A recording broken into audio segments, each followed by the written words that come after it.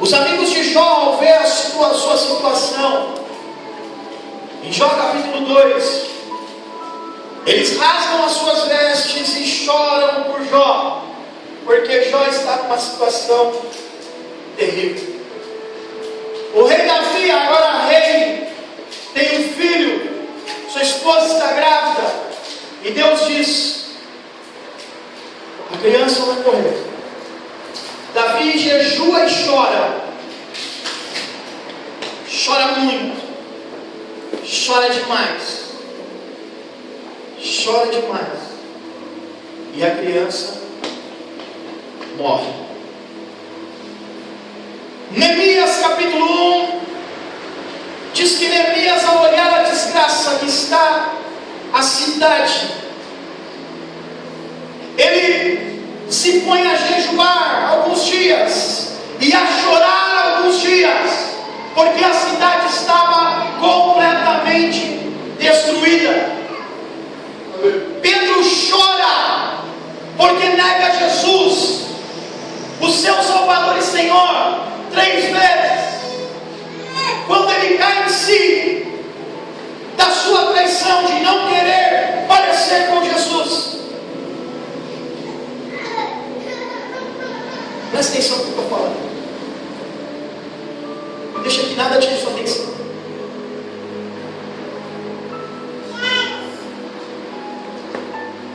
Ele não queria parecer com Jesus. Não queria se identificar com Jesus. Nega Jesus 3 vezes. E ele chora, porque ele caiu na real. Jesus chora. Diz que Jesus chora algumas vezes na Bíblia, mas 2 vezes faz menção de que ele chora.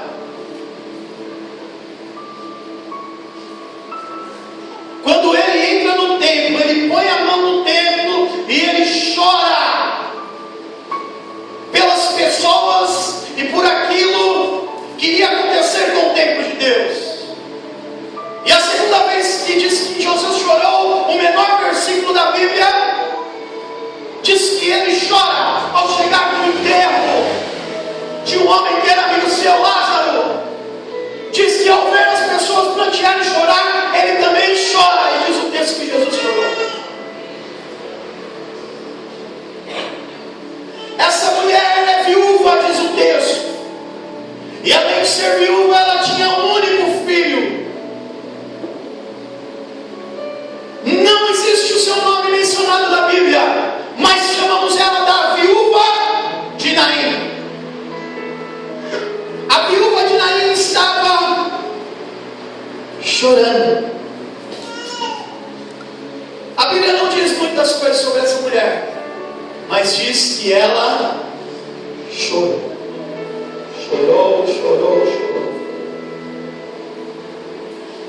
Chorou porque agora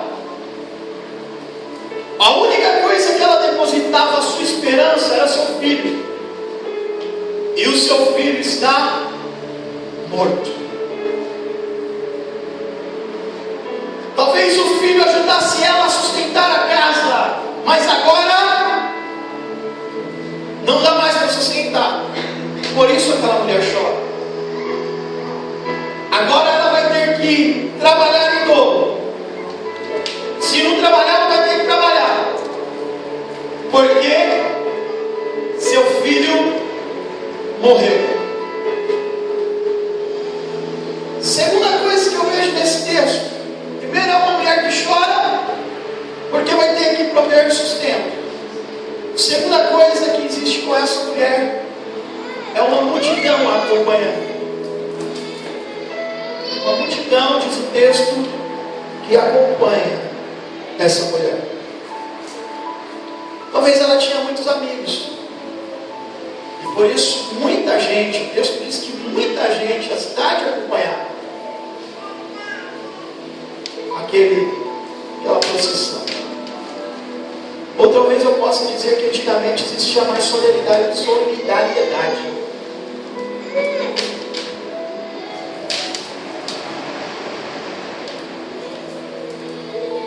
O que é solidariedade?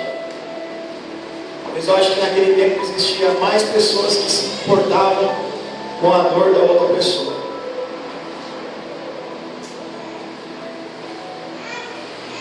Querido, se importar com a dor de outra pessoa. Às vezes nós falamos assim: ah, pastor, esse negócio de se importar com a dor das outras pessoas, eu me importo. Eu acho que esse negócio de se importar com a dor das pessoas está acabando no século atual. Eu lembro que quando eu ia para o interior sempre nas minhas férias de julho e dezembro. Desde criança. Mas ninguém sabe disso. E morria alguém lá no interior. Eu lembro que minha tia se vestia de preto e ia para a igreja. E meu tio Paulo também se vestia de preto e ia para a igreja. E eu, tia, quem é esse daí? Ah, é irmão de fulano, ciclano, beltrano. Mas você conhece? Não, mas é irmão de fulano de tal. Então ela ia no enterro, porque era irmão distante, mas ia. Eu lembro que as pessoas, uma vez eu fui com ela no funeral anterior, as pessoas quando entravam no funeral, ali onde estava velando, chegavam aqueles senhores bem interiorando, de chapéu. Quando chegava na porta, tirava o chapéu, ficava em posição de sentido, chegava na casa, algum lugar que estava velando, olhava, respeito. Eu lembro que eu fui brincar, criança, fui brincar, minha tia, não, aqui não é lugar de brincar. Não é lugar de brincar. Antes era uma coisa, hoje morre alguém, tem gente que diz assim: ah, morreu antes dele do que eu.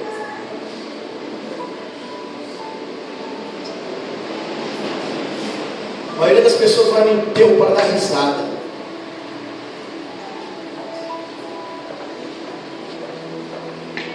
A maioria das pessoas vai no enterro para dar risada. A maioria das pessoas vai no enterro para contar piada. Tem gente que vai para fazer um lanche. Tem gente que vai para enterro para não pegar mal, porque sabe, se não for, vai pegar mal.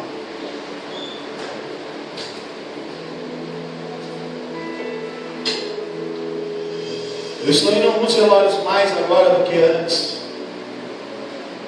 E eu vejo algumas vezes algumas coisas dos velórios terríveis. Tem gente que é papa de fundo. Ele não é da família, mas ele vai lá até o caixão porque ele quer saber do que a pessoa morreu. E aí ele sai nesse, no outro, e ele chega aí, está ali nos corredores falando: ah, aquele morreu disso, aquele daquilo, aquele é crente, aquele não é, aquele tem 3.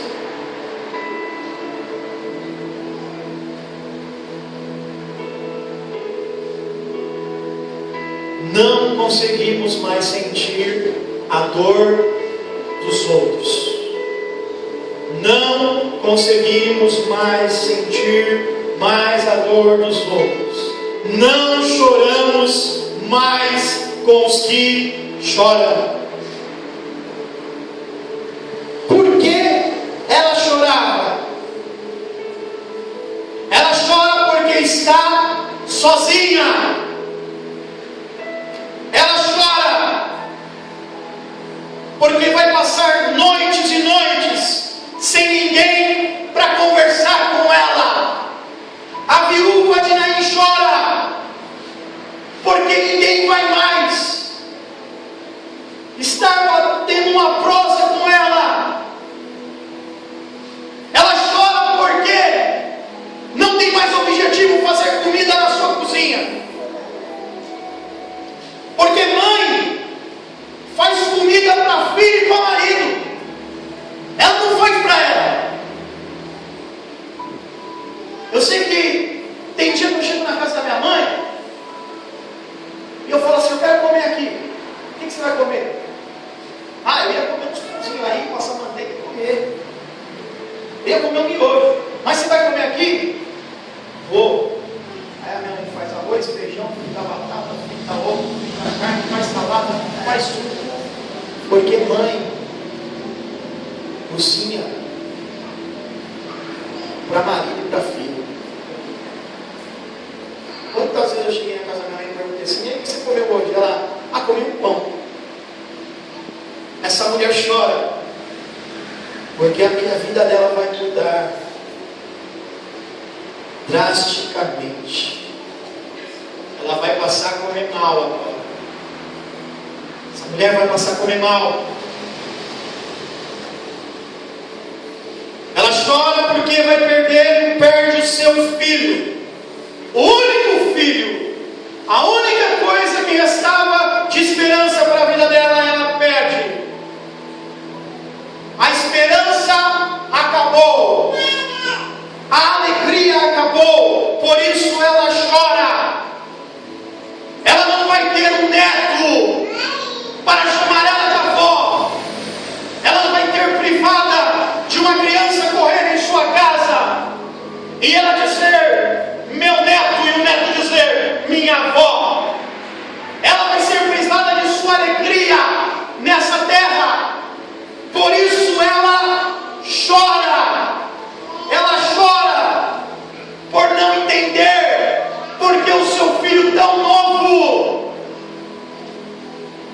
agora se foi. E ela já velha, porque não ela antes. Porém, não entender isso, ela chora. Questiona Deus, questiona a sua fé, questiona o momento, porque ela não entende. Como aqui nessa manhã de ceia do Senhor, tem pessoas que choram. Choram porque vivem uma vida solitária, com pessoas ao seu lado que parecem que estão mortas. Comem sozinho, vivem sozinho.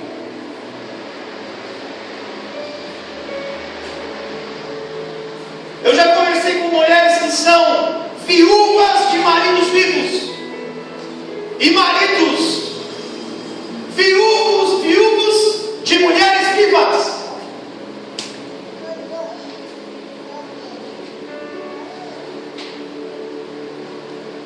Tem mães que choram, jovens, por filhos que estão vivos, mas parece que está morto, porque não tem mais comunhão com mãe, com pai, com qualquer familiar. Só quem dá amor é a mãe, só quem vai atrás é a mãe, só quem abraça é a mãe, e a recíproca não existe. Você está morto.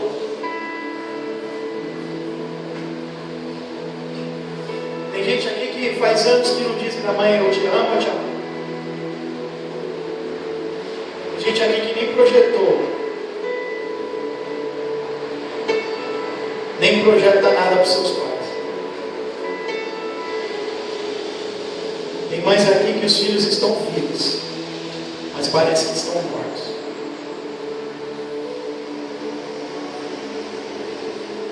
Choram por falta de carinho, choram por falta de companhia, choram pois não tem ninguém para conversar. Choram porque foi abandonado por pessoas. E talvez existam pessoas aqui na igreja hoje, choram porque o seu problema está tão ruim que ele se sente do lado de um monte de gente aqui, mas se sente sozinho, sem ter ninguém para conversar, sem ter ninguém para falar, sem ter ninguém para abraçar. Chora, chora, chora. E pessoas que choram por seus sonhos que não conseguiram, choram porque conseguiram o emprego ideal. Choram por causa do futuro. Como que vai ser na minha aposentadoria? 40 anos. O que vou fazer quando tiver com 65? Com esse salário mínimo? Tem pessoas aqui que choram com medo do dinheiro que não entrou. Tem pessoas que choram com medo do desemprego. Tem pessoas que choram pelos projetos que fizeram, mas não conseguiram viver. Choram.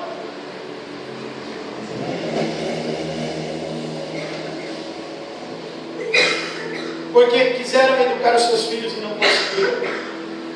Choram porque vivem numa casa onde um está num quarto, outro com o outro, outro na sala e outro na cozinha, e os 4 estão sós.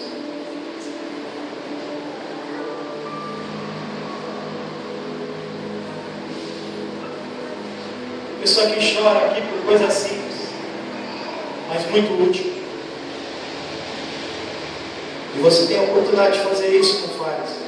Tem gente que chora porque tem um marido no bar, um filho na droga, a outra filha no baile, e ela dentro de casa, jantando sozinha, porque não tem ninguém na mesa. E hoje a gente chama alguém para comer na mesa junto, ninguém quer comer. Tem pessoas que choram. Aqui na igreja não existe ninguém que não tenha chorado um dia. E não existe ninguém que não vai chorar um dia. E existem pessoas que estão chorando no dia de hoje, que derramam suas lágrimas hoje, derramaram suas lágrimas essa semana, como eu falei que derramei, porque a gente chora.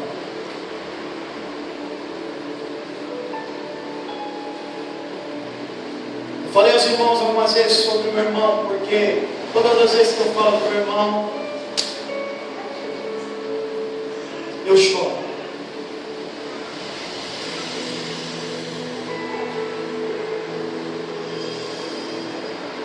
Meu irmão morreu com broncoperomonia aguda.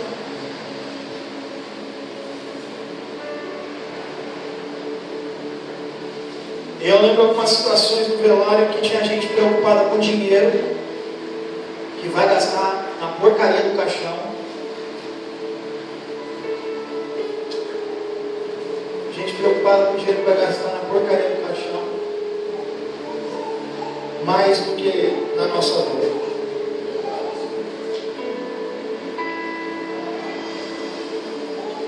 Eu chorei quando meu irmão faleceu, porque gostaria de abrir o coração essa semana que eu pensava. Sabe por que eu chorei? Porque nunca mais eu iria sentar do lado dele e falar com ele. Nunca mais eu iria poder abraçá-lo e sentir o seu cheiro. Nunca mais eu poderia brincar com ele de bola no quintal como brincávamos. Meu irmão amava andar de carro. Ele amava. Eu lembro que alguns parentes chegavam em casa e ele corria para dentro do carro. Alguns não gostavam. E eu pedia para alguns para dar uma volta com ele e dava. E eu já tive 3 carros. E meu irmão nunca vai dar a volta. Eu nunca vou poder dar uma volta com meu irmão no meu carro. Nunca. Por isso que eu choro. Choramos muito. Meu irmão não teria a oportunidade de ver, ele não teve a oportunidade de ver eu ser pastor. Eu não tive a oportunidade de pastorear, meu irmão. Está pregando aqui, ó, e ele sentado aqui. E às vezes eu fico pensando nisso, que eu prego. Pessoas que não dão nem atenção, eu fico pensando, Senhor, meu irmão se estivesse aqui, mesmo com síndrome de idade, estaria prestando atenção em mim, eu acho.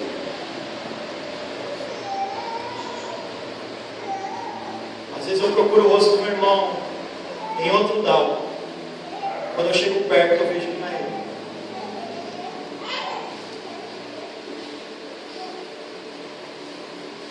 Em 2012, gostaria de abrir o coração para os irmãos, que a gente conta os testemunhos às vezes, e é simples. A gente não conta os pormenores. Em 2012 eu operei das pernas da varize, e a Juliana não voltou mais a partir daquele setembro para trabalhar.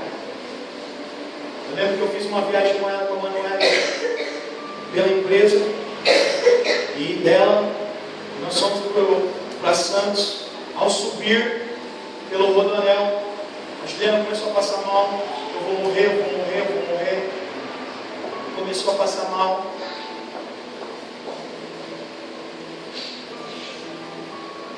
Passou mal, passou mal.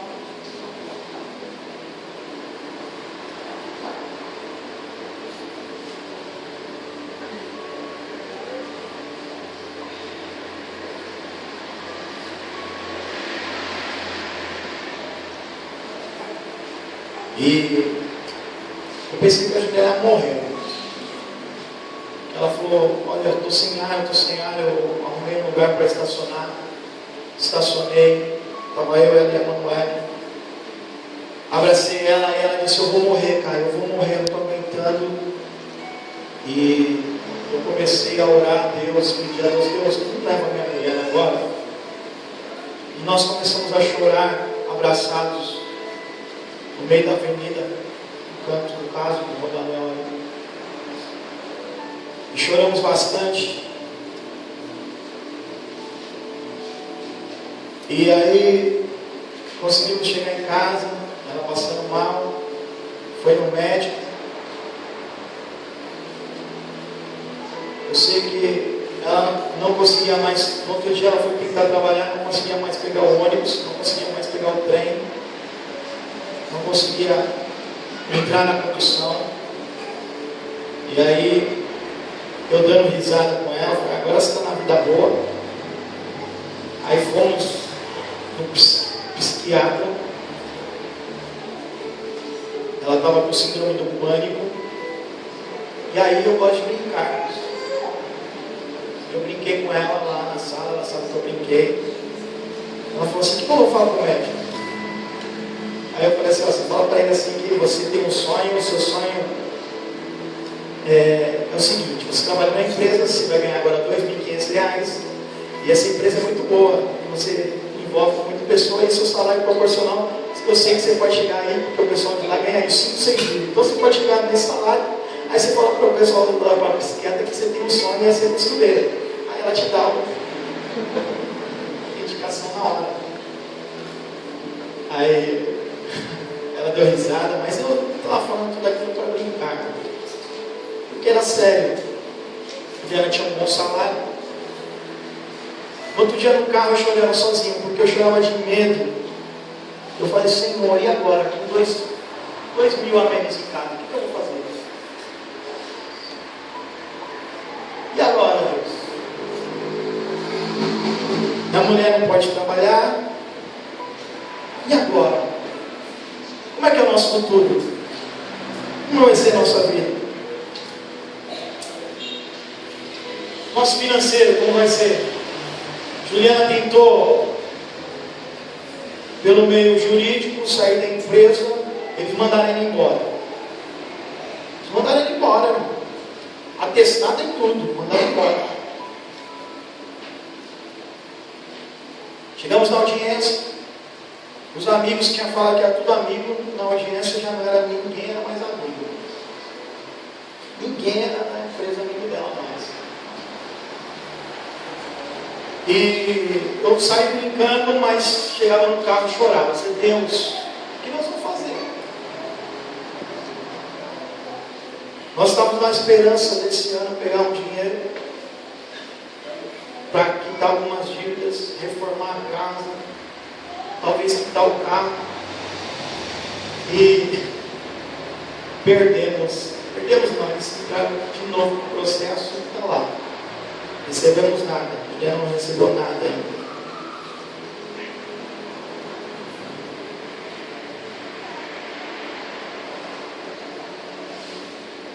Então nós choramos, irmãos. Nós choramos. E eu confesso que às vezes eu quero ser forte lá em casa, mas chega no meu carro, acho que é o santuário, eu começo a chorar, porque eu falo, Deus, como é que nós vamos fazer? E essa semana eu pensava muito nisso. Jesus largou a multidão de pessoas felizes, seus discípulos, as pessoas que viram os milagres, para chegar perto de quem chorava. Ele saiu de um lugar feliz para estar perto de alguém que chorava. E eu tenho uma palavra para a minha vida e para a sua nessa manhã.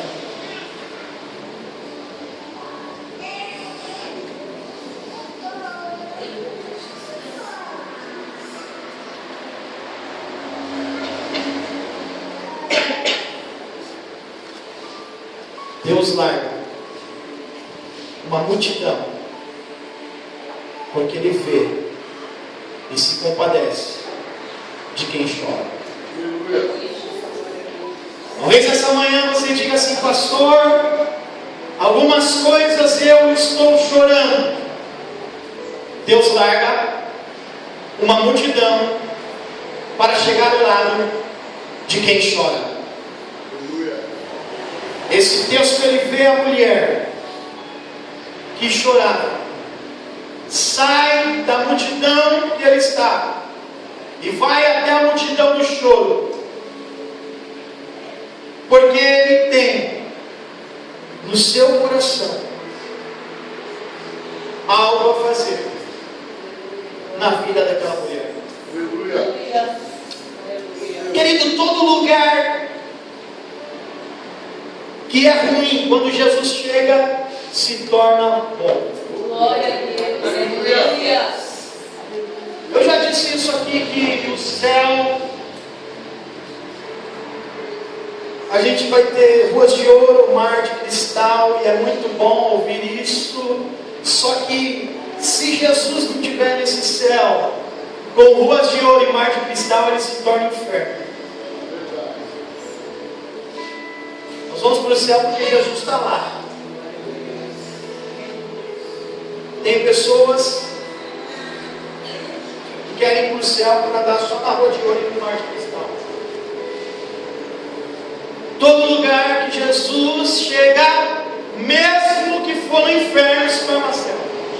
Aleluia. Mas para que é isso? Se Jesus chegar na nossa casa, do nosso lado, o nosso inferno se torna céu. Eu li nessa semana algo sobre uma criança. A professora na escola dando aula, e a professora disse: alguém aqui sabe onde é inferno? E a criança levanta a mão e diz assim: eu. Tá bom, onde está o inferno? Professora, o inferno é lá em casa. Por que ele foi na sua casa? Papai vai para o bar, bebe muito, chega em casa, bate na mamãe, bate na gente, vem para casa sem dinheiro, e eu vejo minha mãe falando e gritando e xingando. Minha casa é um inferno. Passa um tempo depois, uns meses depois, a criança está na escola e a professora faz a mesma pergunta. Faz outra pergunta, aliás. Alguém aqui sabe onde é o céu? E aquela mesma criança levanta a mão E a professora disse, então me fale onde é o céu. Ela disse, professora, o céu é lá em casa. A professora disse, como o céu é na sua casa? Você falou lá na sua casa do inferno?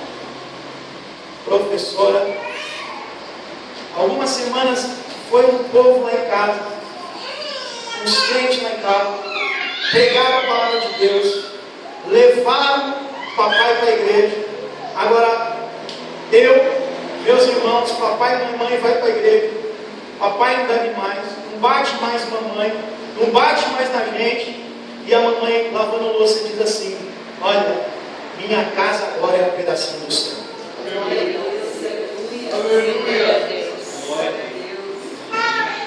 Às vezes nós estamos vivendo o inferno, porque Jesus não é convidado a estar ao nosso lado. Porque do lado de Jesus, todo o inferno vira céu. Essa mulher, o inferno diário dela vai se tornar céu. Aleluia. O inferno diário dela vai se tornar céu. Porque quem vai ao encontro dela é Jesus. Um centurião vê Jesus e diz assim, Senhor, meu servo está doente, ele está paralisado na cama. E Jesus diz, olha, eu vou na sua casa. O centurião diz assim, Senhor, não precisa, basta uma palavra sua, e meu servo se tornará são. Aleluia, glória a Deus. Aleluia. Aleluia, Deus. Pedro está pescando, não pega nada. Mas Jesus disse para Pedro, vai de novo pescar. E Pedro disse, Senhor, eu não peguei nada a noite toda. Mas porque o Senhor disse. Porque o Senhor falou, porque o Senhor direcionou, ao mando da tua palavra eu vou.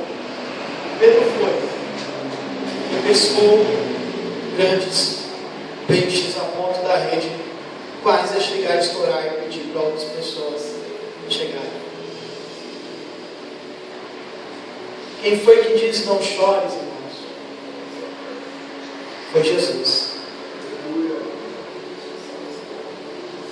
E confesso aos irmãos que nessa semana aprendi algumas coisas de Deus.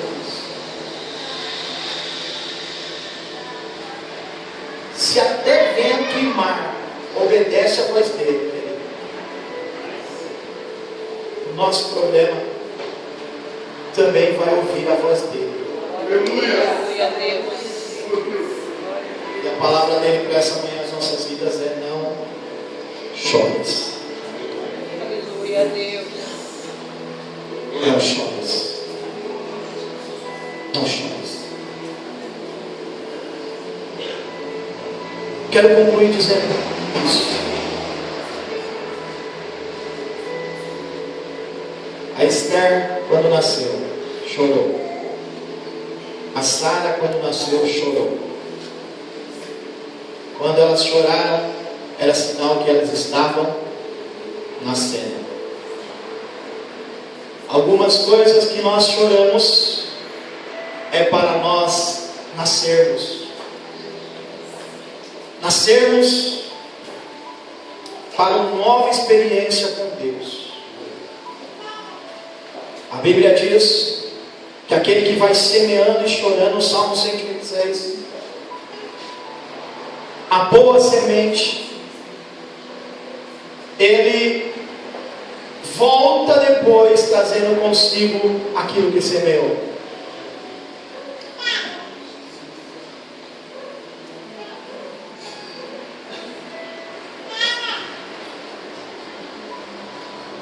Salmo 30, versículo 5 diz que o choro pode durar uma noite, mas o canto vai vir.